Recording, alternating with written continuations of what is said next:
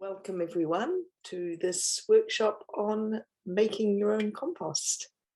I'm Maddy Maxwell from New Zealand, and I'm sharing some of the wisdom I've been learning over the last couple of years, working with experts on gardening videos. So a little bit about my journey as a Lifebook member and Lifebook leader.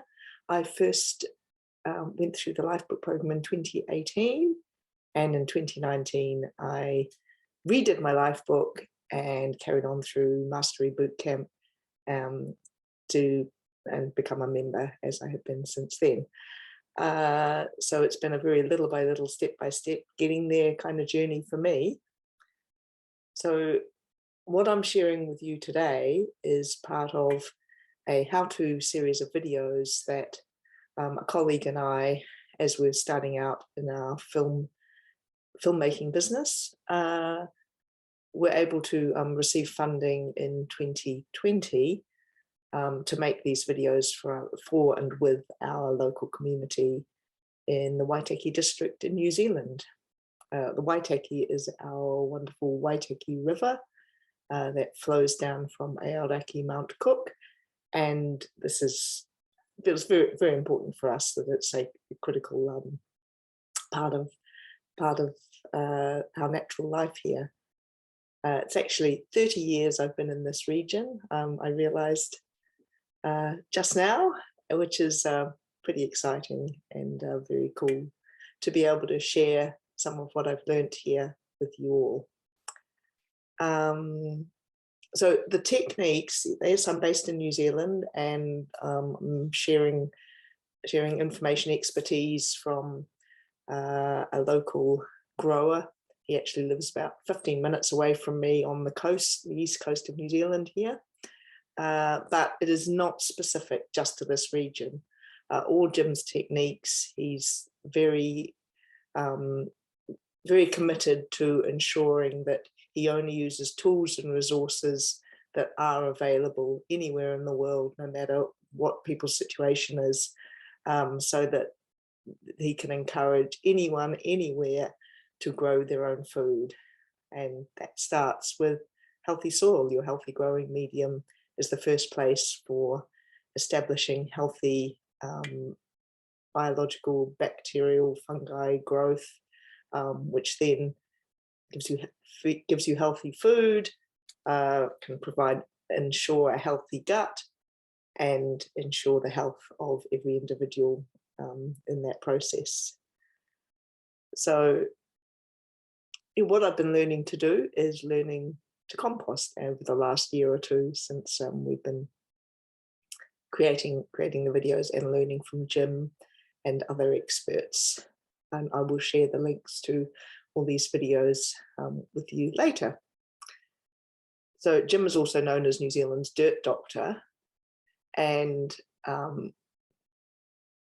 yeah, he has a very biological approach to growing, biological, organic, ecological method. For me, I'm not an expert, but I really believe that done beats perfect every time. And I'll share with you some of my my composting efforts to show that, yeah, all this stuff can help. You may not get it perfect initially, you may never get it perfect, and it will depend on all those different materials. But yeah, this is what it is. This is, Health and Fitness Month, and there's been an emphasis on creating good habits. And one of my habits that I've been developing this month is getting out into the garden every day, touching my garden, whether it's 5 minutes, whether it's 30 minutes of vigorous gardening exercise. I'd like to make sure that I get out there, I water, I maybe plant, maybe do a little bit of weeding, maybe gather up some composting materials, or maybe I just get out there and I'm grateful for what I have, what I'm doing, where I live, and admire perhaps the fruits of our labor this time of year, because it's summer here. We've got raspberries growing, the stone fruits are ripening. We've got things growing in the garden. It's great. So so I recommend that at least 5 minutes a day outside, no matter what time of year, just to appreciate our natural environment. So I'm going to get into a video presentation, and this will take up about 20 minutes of our time together, and then let's have some questions, some conversation around composting, and I really hope you'll enjoy this journey with me.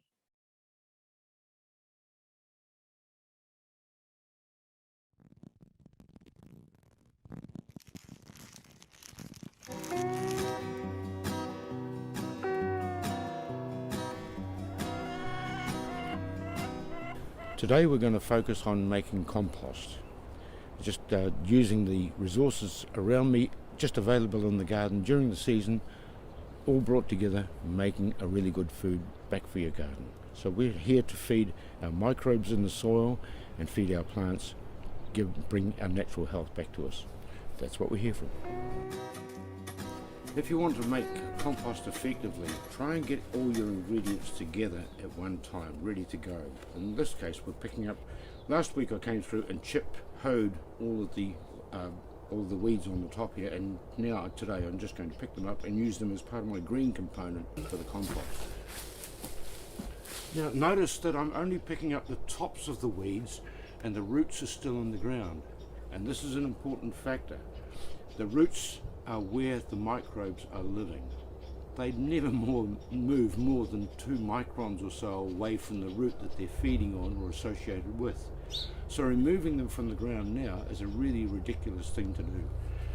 One of the important things that folks don't understand here is that if we pull the weeds up like this and take the roots and all, this is where the microbes are hanging out. It's actually the microorganisms that are hanging onto the roots there that are making that happen. That's their glues holding onto the roots. If I take that away, I've removed that from the soil, and the soil no longer has the benefit of those microbes in there. So what I do as part of my process is to rip the top off, take that and compost it, and leave the root portion damaging the microbe activity in your soil. We want these microbes in the soil. We want to leave them there. This is where your health and your wealth comes from. This is just a roughage off the top of the soil. Notice there's a wee bit of soil being mixed in here as well, and that means that I'm picking up once again bacteria and fungi, protozoa, all the little good guys that are going to break this down in a short time. This is what will fire up along with the chicken poo to make it go.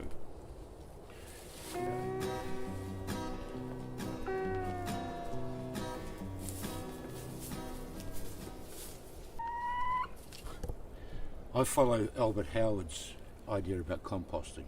He suggests that rather than use the straight chicken manure or animal manure, you mix the soil that the animals have been defecating on with your part of your compost.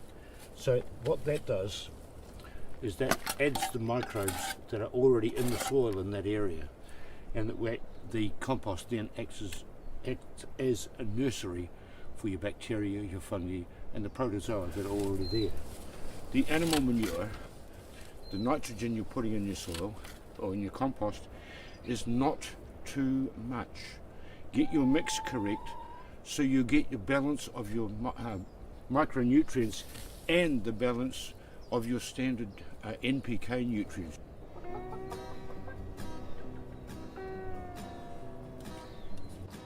So now I'm collecting the brown material for the compost. This is old yellow climbing butterbean bodies that I've collected over the last while, and just tear them down, pick them up.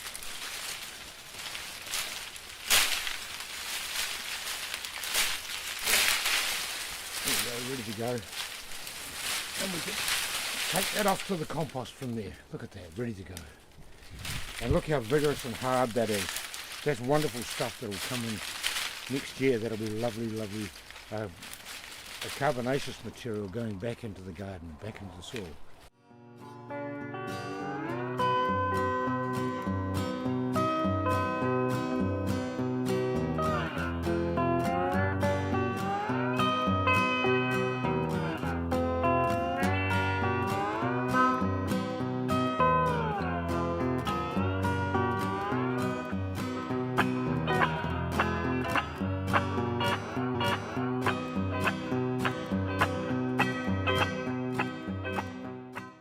firstly we've got the chicken poo, we've got the green material, and we've got the carbonaceous material, the hard stalky material from the beans that I've just finished harvesting. We've also got our base nutrients here, a little bit of lime and, would you believe, some sulphur. Water your compost as you go until it is like a damp sponge after you've finished the dishes. If you underwater it, it will not break down, and months later when you go to use it, it will just look almost the same as it was when you put it down. So water is really important. Here in New Zealand, we have far too little carbon in our soils, and as a result, they're jammed up, they're constipated. It's as simple as that. They're not open to release all the nutrients back into the products that we're growing on. In order to carbon green, you should have about that much, 4 to 6 inches of the brown, and only that much of the green, and a very thin skin layer of your animal manure. Now most people, when they're making compost, go the other way. They have far too much green waste coming out of their garden, far too little carbon, and lots and lots and lots of animal manure, which when they put in, they leave in lumps on their compost and they don't break down. And they wonder when they open up the compost, it's either A, smelly, or B, doesn't work when it hits the garden. Well, that's the reason why.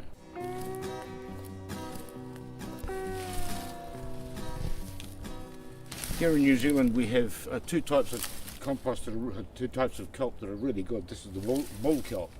Try and collect it off a rocky shore rather than a sandy shore, holding all of that salt.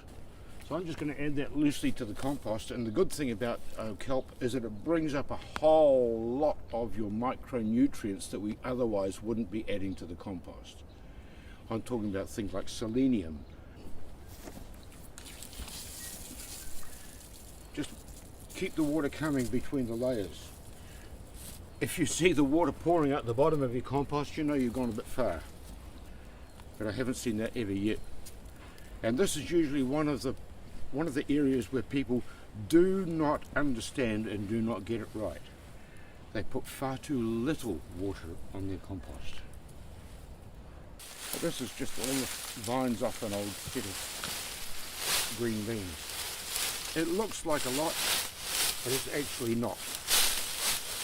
Go around and just keep the sides of the compost tidy. Other forms of carving you can use is hedge clippings. I use macrocarpet trimmings, rough grass that's been left to break down for a while. One of the best is to go under a stand of bush, just a few trees, a few bushes, and scrape together what's under there, all the rough leaves and twigs and stuff. That's really, really good organic matter. Poo. Here we go. And this is the important part.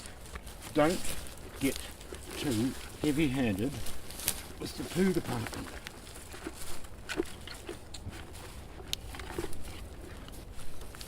A lot of people I know love to use horse manure for this part of the game. Great. But please break it down, and the best way to break it down is have a frame with a bit of chicken wire over it and rub the poo through the chicken wire so it breaks it down into smaller lumps. Otherwise the lump will stay there for the entire year of your compost, and next year you'll still have a lump. Water that on. A lot of the farmers say NPK, nitrogen, phosphorus, potassium. That's the basis for farming, but it should be NPK-S. NPK sulphur. Add the sulphur in as well. Not too much. Now if you're asking how much do I add, it's about 40 kilos per hectare. If you want to take that down, 4 grams per square metre. That is a tiny, tiny amount. So if we're going to sprinkle it in the compost, we only sprinkle a little.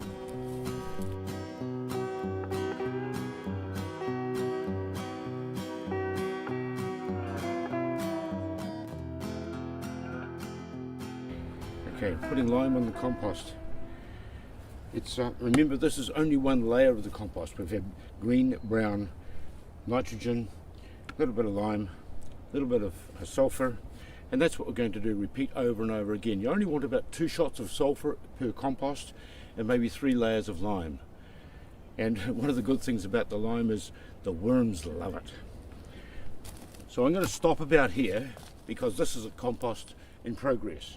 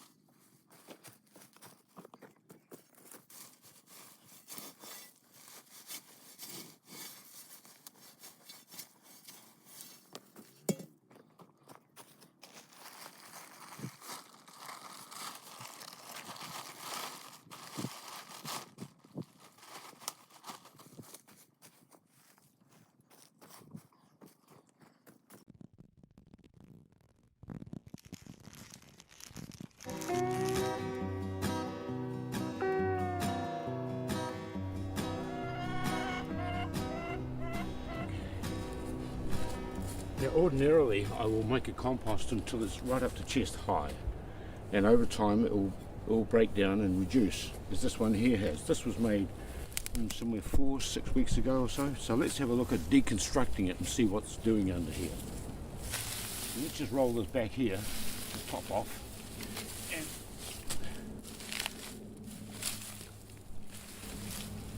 you can see starting to break down nicely already. This is all the roughage I had from my cucumbers.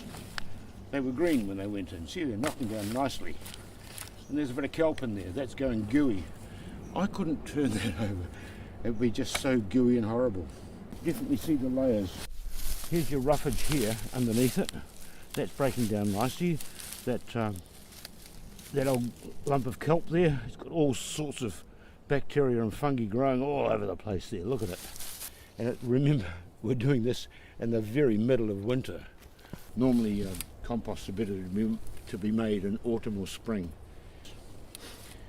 So that's when we put it down. Will be 4 or 5 weeks. Now there's a couple of little tricks here that I haven't mentioned that are really quite important, and that is air. We must get enough air current through the compost to have the oxygen percolating through. If we don't, it will go anaerobic. It will become like one of your ordinary squudgy blots at the bottom of the garden.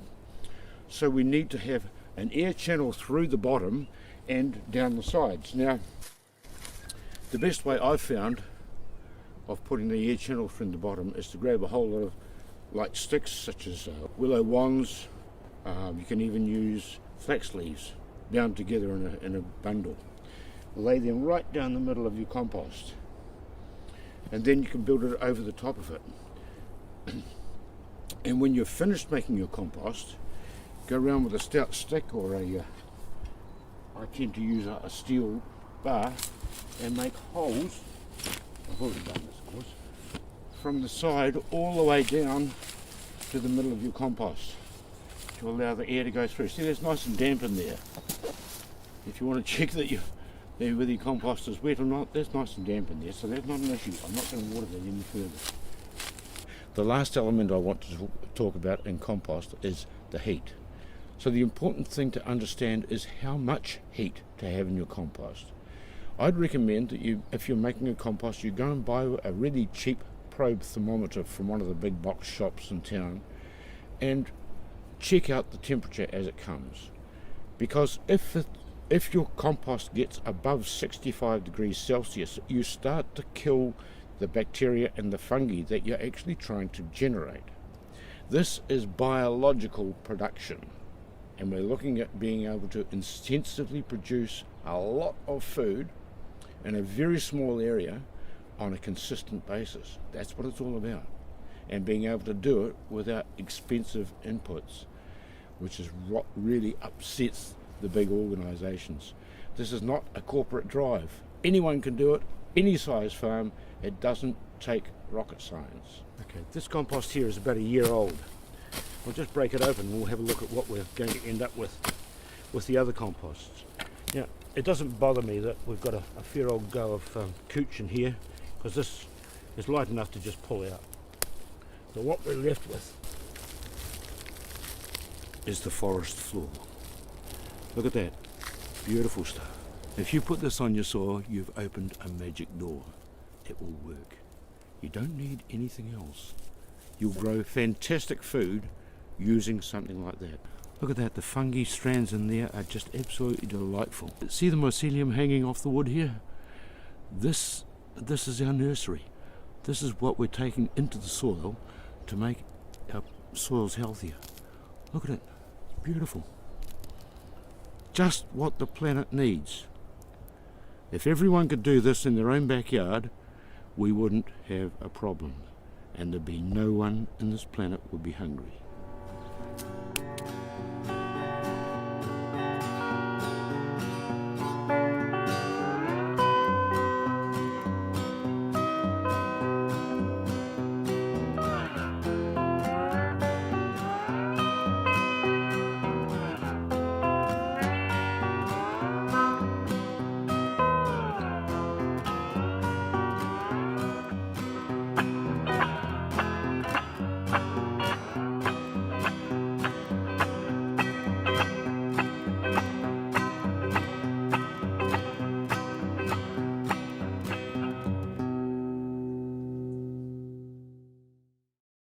Okay, so now we come to the slightly less professional section of the video, which is my video footage of my compost. So this is my first compost made according to Jim's instructions, and it looks like it's fairly well broken down.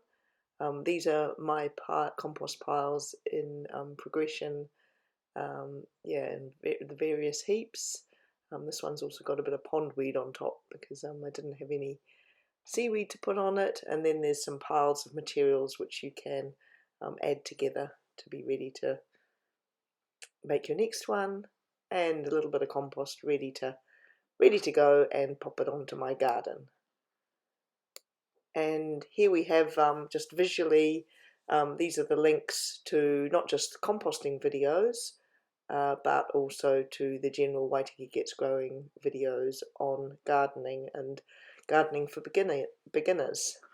So this is the Waitaki Gets Growing YouTube page, and there is also Jim's Dirt Doctor New Zealand page on YouTube, which includes a little bit more in-depth scientific information, along with making compost tea and a little bit of biological soil science just to be going on with if you want to dig deeper. And this is the website Good Earth Great Food, where you will find a number of the videos as well, and quite a few other resources being added there about biological gardening and growing food well.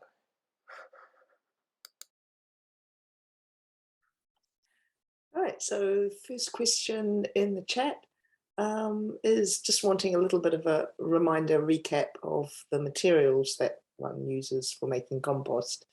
So there are quite a lot of different theories out there regarding sort of how much of greens and browns and NPK, different additions.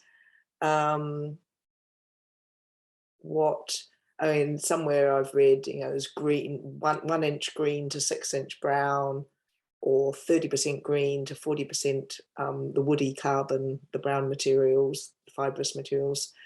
Jim kind of goes, does a little bit of a rough, this much green, this much brown. So that sort of ratio that you're looking at, layering things up with a little bit of green and more of your browns, which can be old dried grass or hedge clippings that have dried out. If you've been growing beans and peas, then there'll be lots of nice fibrous material from that. Then the thin layer of animal manure, and keep that nice and thin. Some experts will say that you shouldn't use chook poo because it's too strong. But the way that Jim does it, where it's mixed with soil, so you're not actually getting too much, and then you sprinkle it on reasonably thin, that definitely isn't going to be an issue for those lovely bugs and critters that are in your compost. But anyway, yeah, pig manure, other manures, even I've used some horse manure when I had some for another project I was doing. So yeah, but not too much of that. And then you can buy some of the ingredients. If you can get access to seaweed or pondweed, that's a really good addition for lots of really good nutrients. Otherwise, eco type seaweed powders, liquids from your local gardening supplies will definitely do a good job. And then I think what else did Jim use? Bit of sulfur and a bit of lime, just thin sprinklings, a couple of layers of that layered within the whole compost.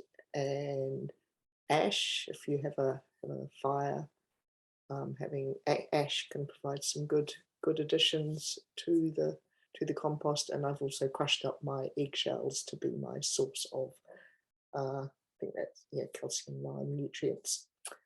Okay, great question. Okay, yeah, so the links, I will include them with this video link in the event, on the event page for this workshop. I will include all the links so you can check these videos out again in a bit more detail, perhaps, to all the other videos. and some of Jim's scientific background. So the reason I believe in Jim's methods is because he's proved the worth of his processes through bringing back to health a really badly damaged patch of soil, patch of ground that was overgrown and just had so many chemicals put on it, it really couldn't produce anything. And he brought it back to health by composting, and within a few years was producing the most amazing tomatoes and potatoes and other vegetables that were in hot demand from local restaurants, the top restaurants in the region, as well as Government House getting on board with serving his potatoes to royalty. So he's developed a bit of a name for himself as a good organic grower with good healthy food, which is awesome. Okay, so any other questions or comments from me? Oh, here we go. We've got one more question here. Rena, how many times a year do you make compost? You're suggesting I have a routine, Rena. You can make compost whenever you feel like you have some materials, like somebody's trimmed the hedges, or there's somewhere's been cleaned up. You've got the ingredients. I would say it depends really totally on the size of your garden as to how often you might want to make compost. Maybe making a compost once or twice a year might be enough, depending on how big it is and how much gardening you're doing. So as Jim says, spring and autumn are the best times to get that compost started. And obviously in autumn, often people do a bit of a clear up in the garden, so you'll have quite a few materials there. Spring growth, taking some trimmings, that's a good time to have some material. So I've probably made about 6 composts in the last year and a half, and at varying levels and sizes. And I've just started using the first one because I didn't water it enough, so it took a lot longer to break down. So I'm learning as I go. So yeah, that's my recommendation there. Okay, and measuring the temperature, I'll just repeat that. Yeah, need to buy a probe thermometer and definitely look at measuring. Okay, so one more question here. Do I still water it while it's breaking down? Only if it appears to need it, like check it. Like I noticed Jim, when he poked like a wooden handle, the end of the rake in, if it came out wet, it was wet enough. If you poke a stick into the compost and it comes out dry, then probably be a good idea to add some extra water. You could uncover it and let the rain soak into it. I mean, there's nothing like a shower of rain to provide some good nutritional water, life-giving water to your compost or your plants. So I'd say that's a good way to just uncover it and give it a bit more rain if you think it's a little bit dry. That's a good way to do it. Maddy, yes, I have a question. Yeah, hi Dawn. Hi. So thank you so much for this. So you say you had kitchen scraps and stuff like that. Then if I went and built one compost, then do I just start a separate pile with my ongoing kitchen scraps and then build on top of that as the next compost I want to do? Yeah, so what I've done with my kitchen scraps is I have a separate bin for those, and I try and regularly add in layers of like some wheat, if I've been weeding, a handful of weeds or some brown as well. So basically it's going to be a little bit different. It could, yes, kitchen scraps can end up in a slimy mess in a compost bin. So if you're just using them separately, but just adding as you go, add layers of paper bags, torn up paper bags, or other materials from the garden, even a layer of your working compost, just to encourage it so it knows what to do. That's not my philosophy on it. Yeah, so add a bit of that other compost. You do keep adding? So with the kitchen, just keep adding and keep filling. It will sort of settle down a bit, but keep adding to it until you've got it to the height that you want, and then just leave it for however many months it'll take to finish settling down. So it'll be a mix. It'll be a little bit of a different mix, but as long as you're adding other materials as well as the kitchen waste, it shouldn't end up into a slimy heap.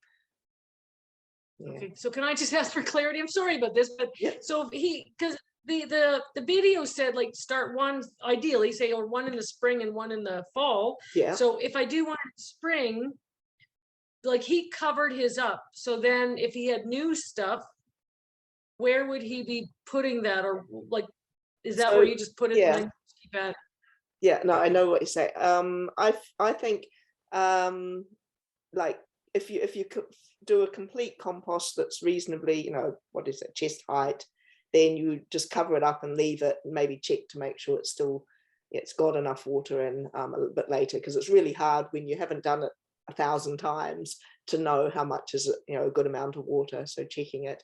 So it depends. If you don't have enough materials to do a big one, but you want to have another go like in a month, then finish it off in a month's time. If it's around the same time, within a few weeks, then I would say just keep adding to it. If you don't have enough materials to build a whole one, but when it comes to autumn, you would be starting another one and checking how well your spring one, autumn, fall, how well your spring one has broken down, and then in the fall starting another one, and hopefully having enough materials to build that up so that it's so that you can just sort of cover it and forget about it. So then can I have another question? Yes, yes. I've had lots of compost failures. That's why I'm really excited about this. So if I make one in the spring and it's ready for the fall, would I spread that on my garden then? Or would I wait until spring again and work it into my garden? If you've still got things growing, I would add it. Also, your compost wants to be a meal, not a banquet, to the garden. So don't put heaps in there. So it might be, if it's ready, you might want to use some of it and just give your garden a bit of a feed, but save the rest until after the winter, when it'll be time to add more food to feed those plants as they're growing and getting hungry. But don't give them too much at once. I mean, I know how I feel if I eat too much, and I'm sure it can be the same with our plants. It's not the healthiest thing to overeat. So yes. And I would say, and probably the compost you make in the autumn will be slower over the winter. So that's not going to be ready till summertime anyway, till later on. So so you'll want to have your spring compost for feeding in the early summer. Yeah. Okay, thank you so much. Yeah, that's okay. So, and I see Miriam's asked about what kitchen scraps consist of. So generally more organic waste. So thank you, Dawn. So a lot of people say meat scraps and things like that, not a good idea. But I will add all my green waste, all my my fruit peelings. I'm lucky we've got chickens that will deal with all the other waste food, so we don't have to worry about leftover rice and porridge or anything else that that might go into the compost and encourage rats. And that sort of depends where you are as to whether that's likely an issue with what you might add. So keep it with fruit and vegetables is the best things to add. So yeah. I mean, some people will add meat or bones. I think the usual reason they say not to is just because it could attract rats. But if you have a system that you'll keep them out, then maybe that's fine. Yeah. So I'm currently, Stahu says, I'm currently living in the house with a massive compost facility. I add frequently the kitchen leftovers. I never thought of adding layers of dried leaves, etc. Our traditional approach to leaves and browns was that they were only a waste. so peeps would burn them most likely, etc. Yeah, and that's the thing. Let's look at what we have around us as a resource, not as waste products. So, you can apply that everywhere in life, but these, the dried leaves and the hedge clippings and everything are a resource. Why not use it? So yeah, that's a really good point, Stahu. Okay, great. So anything else? Anyone else with a comment or some experience? Okay, so thanks, Katrina. Love how you've made it so simple and achievable. Hey, it wasn't me, and I've been learning as I go, but I'm really happy to share my experience as well. So that's great. Okay, so if we've got no more questions or comments, I'll just jump into the end of my screen share. Okay, so just to finish with, this is a quote Jim in his as his older person wisdom shared with us, his idea of happiness. If you want to be happy for a few hours, drink wine until your head spins pleasantly. If you want to be happy for a few days, get married and sequester yourself with your new wife or husband in a hotel room. If you want to be happy for a week, kill a fatted pig and share it with your friends. But if you want to be happy for a life, one must become a gardener. Now, I believe Jim adapted that from somebody else's, from an old quote from way back. So I looked at that and I thought, yeah, I really get that. I like that. But I felt we could add something else based on our community. So for a Lifebook designed life of ultimate happiness, share the love of your garden with your lover and occasionally with good friends, good wine, and good food. And that sounds like paradise to me.